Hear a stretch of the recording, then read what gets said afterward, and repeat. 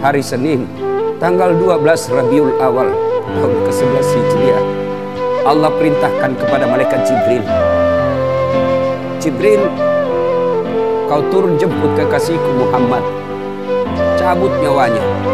Dengan catatan, tanya dulu, jika dia sudah mau, lakukan tugasmu. Tapi jika belum mau, tunda tugasmu sampai dia mau. Panggil 3 malaikat menyertaimu, Mikail, Israel, Israfil. Turunlah malaikat. Di langit ke-7 mereka masih berempat, langit ke-6 mereka masih berempat. Sampai di langit pertama malaikat Jibril berkata, wahai malaikat pencabut nyawa, kau sajalah yang turun ke dunia. Saya tidak tega menemanimu dan melihat engkau mencabut rohnya Muhammad SAW. Lalu malaikat pencabut nyawa berkata, Jibril, kenapa kau tidak turun menyertai kami? Bukankah selama ini engkau yang menyertai Rasulullah? Bukankah selama ini engkau yang menemui Rasulullah? Kami tidak pernah menemui Rasulullah. Turunlah bersama kami. Jibril berkata, maafkan saya betul-betul tidak mampu melihat engkau mencabut rohnya Rasulullah. Turunlah 4 malaikat ini. Lalu malaikat mengetuk pintu Rasulullah, ketuk rumah Rasulullah. Assalamualaikum warahmatullahi wabarakatuh ya Rasulullah. Nabi dalam rumah menjawabnya, waalaikumsalam warahmatullahi wabarakatuh. Fatimah membuka pintu, ternyata tidak ada orang di depan pintu. Rasulullah lalu bersabda, sudah ada di samping saya. Malaikat pencabut nyawa berkata, ya Muhammad, hari ini aku diperintah Allah untuk mencabut ruhmu. Rasulullah menjawabnya, wahai malaikat, 24 nabi dan rasul senior saya, 24 nabi dan rasul pendahulu saya, setelah mereka melaksanakan tugas, mereka pun menghadap kepada Allah. Hari ini saya siap menghadap, tapi saya lihat ini ada keanehan. Apa ya Rasulullah? Mana malaikat Jibril? Kok tidak ada di antara kalian? Mana sahabat saya? Mana Jibril? Malaikat pencabut nyawa berkata, Jibril menunggu di atas langit.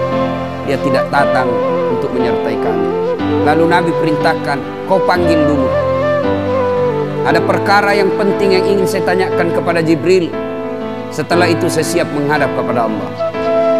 Naiklah malaikat pencabut nyawa dan berkata kepada Jibril, ya Jibril, engkau dicari sahabatmu, turunlah engkau menyertai kami. Turun malaikat Jibril. Lalu ketemu dengan Nabi. Nabi bertanya kepada Jibril, ya Jibril, kalau hari ini aku harus menghadap kepada Allah, tolong berikan saya berita gembira. Tolong perdengarkan saya kalimat yang nikmat di telinga saya. Lalu Jibril bersabda, ya Muhammad, saya dapat berita gembira dari Allah. Seluruh malaikat yang pernah Allah ciptakan antri untuk menyambut rohmu ya Muhammad. Apalagi ya Jibril, ya Muhammad, seluruh nabi 24 haram masuk surga sebelum engkau lebih dulu.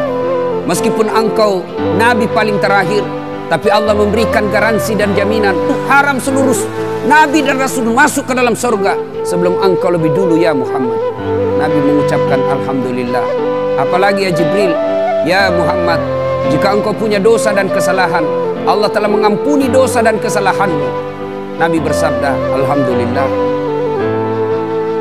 Tapi ya Jibril, itu kan saya, itu diri saya.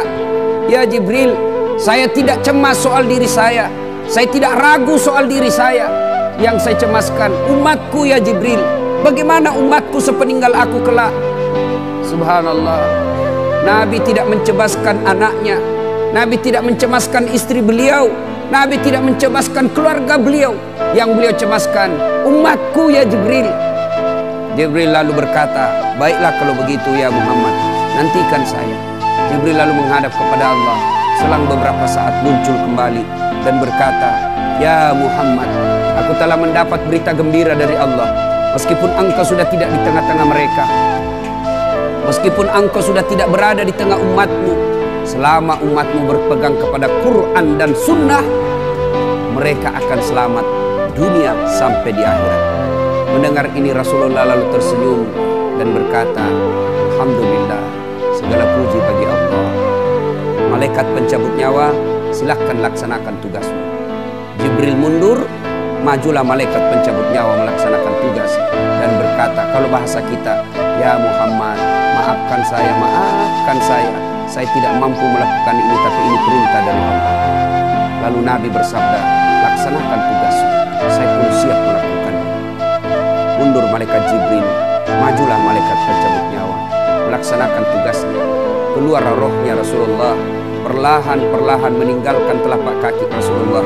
Telapak kaki Rasulullah menggigil naik ke atas betis Rasulullah, naik ke paha Rasulullah, sampai ke perut. Bercucuran keringat Rasulullah, keluar keringat Rasulullah di wajah Rasulullah. Malaikat Jibril lalu berpaling.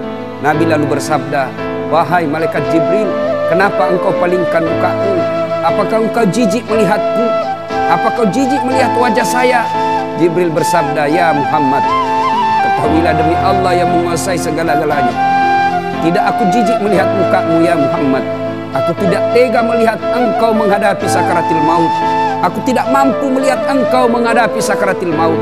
Nabi lalu bersabda, ya Jibril, ketahuilah, andai saja Allah tidak cinta kepadaku, andai saja Allah tidak sayang kepadaku, betapa sakitnya sakaratil maut ini. Tapi aku mohon kepada Allah, ya Allah, jangan engkau timpahkan sakitnya sakaratil maut ini kepada umatku. Bebankan seluruh penyakit sakaratil maut ini, bebankan seluruh sakitnya sakaratil maut ini hanya kepada aku. Jangan engkau berikan umatku ya Allah. Begitulah cintanya Rasulullah kepada kita. Perlahan-lahan sampai ke tenggorokan. Sampai ke tenggorokan ruh Rasulullah. Habis menggigil seluruh badan Rasulullah, ditinggal ruhnya. Lalu di penghujung bibir beliau mengucapkan, pelihara sholat kalian, pelihara sholat kalian, pelihara sholat kalian. Yang kedua Rasulullah berpesan, pelihara wanita di antara kalian, pelihara anak-anak gadis kalian, pelihara istri-istri kalian. Dan yang terakhir beliau ucapkan, tidak satupun keluarga yang diucapkan. Beliau tidak mengucapkan Khadijah, Khadijah. Beliau tidak mengucapkan Aisyah. Beliau tidak mengucapkan Hasan, Husain. Siapa yang diucapkan? Ummati, ummati, ummati. Berangkat Rasulullah. Hebohlah Mekah, berduka seluruh Mekah.